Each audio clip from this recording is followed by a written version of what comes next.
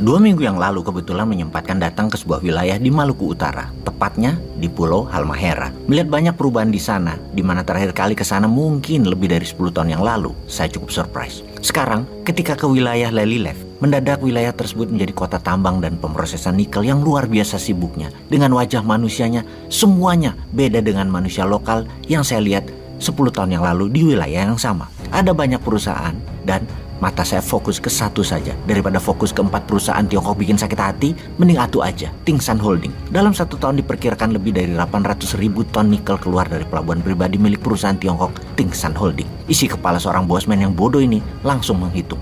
Kalau harga nikel 1 ton $23.000, bulan Maret kemarin bahkan sampai $50.000 per tonnya. Wis, kita asumsi $23.000 saja per ton. Tingsan itu mengirim NPI atau nickel pig iron dengan kadar 12% nikel. Maka rumus sederhananya adalah 800.000 ton dikalikan $23.000 dikalikan 12% atau sekitar 34 triliun rupiah. Sebuah angka yang dahsyat ya. Setiap tahun 4 atau 5 perusahaan tambang nikel di sana menghasilkan berapa tepatnya nggak tahu juga. Tapi angka 34 triliun sampai 50 triliun ada mungkin. Dan mungkin lebih penjualan nikelnya.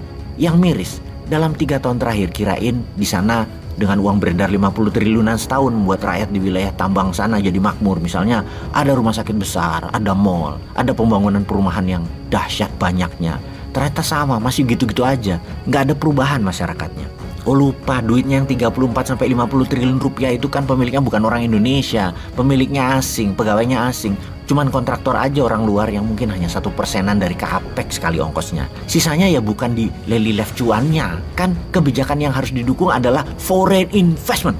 Ya, begini jadinya, jangan harap ada perubahan di Lelylef. Lihat aja nanti 10 tahun lagi ketika sumber nikelnya habis. Kosong itu wilayah, jadi gersang tandus, tetap miskin. Jangan-jangan di bawah 10 tahun udah habis. Dilihat dari cara nambangnya yang geragas dan brutal itu. Main buang, numpuk sana, numpuk sini sisa tambang.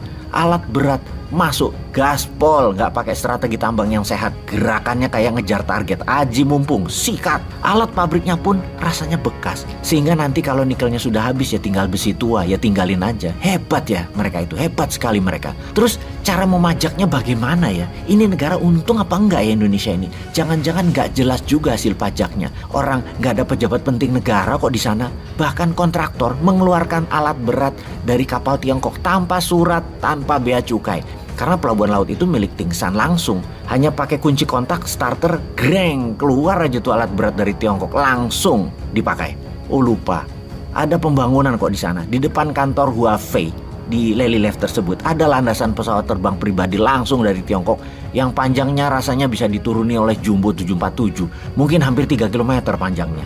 Ini private area loh, tapi itu asumsi gua aja, lebay. Kurang lebih mungkin 2 km mah. Pesawat Bombardier atau Gulfstream mah bisa landing dan take off. Oh iya, mau nanya, pajak dari beginian ada di APBN itu di kolom mana ya? Biar rakyat tahu negara dapat berapa dari sisi pajak. Capek rakyat diperes-peres pajak terus sementara yang gede-gede beginian dapat nggak tuh negara? Duh, keingetan aja. Kalau perusahaan tadi milik rakyat atau pengusaha Indonesia, pasti harta kekayaannya buat membangun tanah air ya. Oh tetapi lupa lagi bosman ini. Kan didoktrin orang Indonesia tuh nggak punya duit, nggak punya modal. Jadi kalau membangun harus pakai hutang. Dan nggak bakal nambang nikel itu pengusaha Indonesia. Lah hutang kok berani, printing money kok nggak berani sih bos. Kan ada underlying proyeknya. Ya nikel pig iron itu dan tambang nikel. Bagaimana sih mikirnya? Ya print aja kasih pengusaha lokal.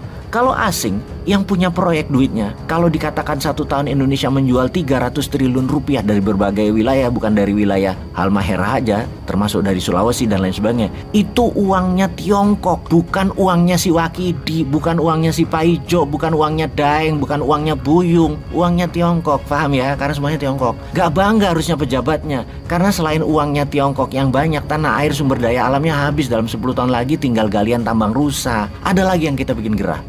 Gua ding yang gerah, bahasa rupiah mah nggak gerah. Tetap harus mengabari masyarakat bahwa di sana tuh baik-baik aja, nggak ada sumber alam yang dikeruk banyak, hanya dikit doang. Tetaplah fokus pada pemilihan presiden, gosip politik dan gosip artis. Fokus ke sana ya wahai masyarakat. Janganlah menambah isi kepala masyarakat dengan data-data sumber daya alam yang nggak penting ini, nggak penting. Yang penting tuh artis, yang penting tuh politik. Oh, apa yang buat gua gerah? Karena yang dibayar hanya NPI nickel pig iron.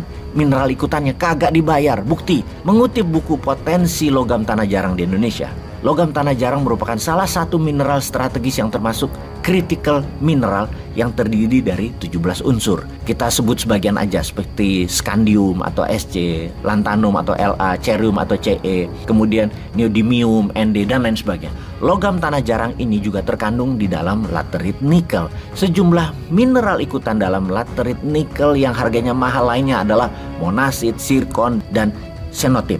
Indonesia ternyata menyimpan harta karun super langka yang diincar banyak negara karena manfaatnya luar biasa di era modern ini. Mulai dari bahan baku peralatan elektronika, baterai, telepon seluler, komputer, bahkan pembangkit listrik berbasis energi baru terbarukan, hingga kendaraan listrik dan peralatan militer atau industri pertahanan. Harta karun super langka ini yaitu logam tanah jarang atau LTJ atau rare earth element, sangat banyak menempel di timah, di emas, dan pastinya di nikel.